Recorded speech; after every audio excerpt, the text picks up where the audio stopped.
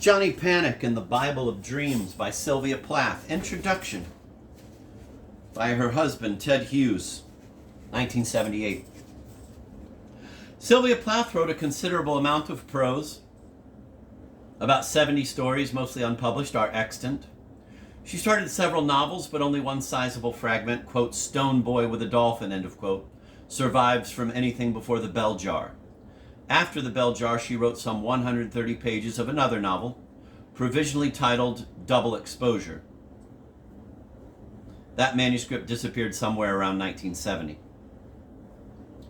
Besides fiction, she wrote pretty consistently at some form of journal, sometimes in large hardback notebooks, occasionally on loose typed sheets, occasionally in small notebooks from which she tore the pages she wanted to save. The rest of the notebook would be filled with drafts of poems, etc. Her motive for keeping the journal varied. The handwritten notebook entries were generally negative self-castigation, or a means of rallying her determination to get through something or other.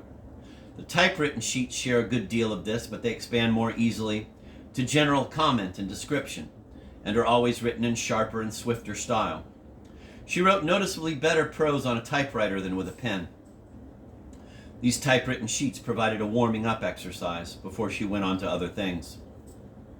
At various times, she set out to type 3 large pages a day, though unfortunately she never kept it up for very long. When she moved to Devon, she set about making an archive of all the new people she met and of all her dealings with them. She planned to case the whole region with the idea of accumulating details for future stories. Some of this material is unpublishable. She regarded these sheets not only as an archive, but as an arena for exercising her observation of Flaubertian style. After visiting a neighbor's house, she would detail the decor and furnishings with laborious tenacity, and upbraid herself for failing to remember exactly what motif adorned that particular lamp, and exhort herself to get a mental photograph of it on her next visit. Similarly with what people wore. She had a special eye for this. At the same time, she had a great suspicion that her real inclination might be to ignore such things altogether.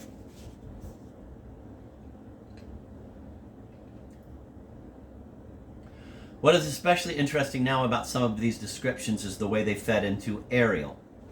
They are good evidence to prove that poems which seem often to be constructed of arbitrary surreal symbols are really impassioned reorganizations of relevant fact.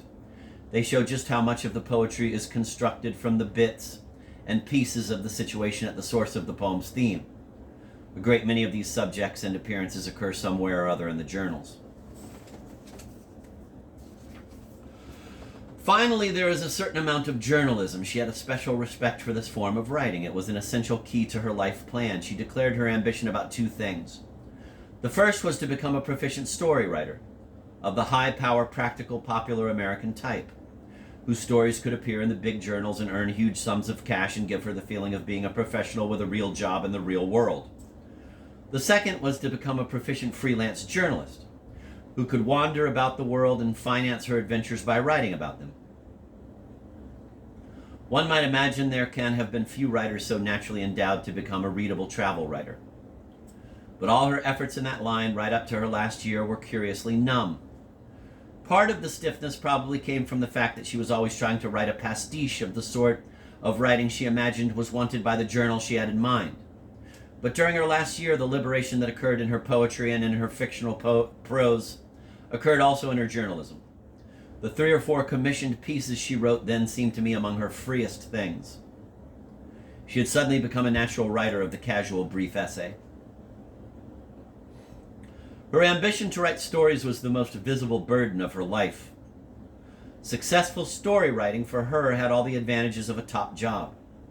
She wanted the cash and the freedom that can go with it. She wanted the professional standing as a big earner, as the master of a difficult trade, and as a serious investigator into the real world. And finally, not least, she wanted a practical motive for investigating the real world. The fear recurs constantly in her journals that these were all things not naturally hers. They would have to be fought for, as if they belonged naturally only to her opposite.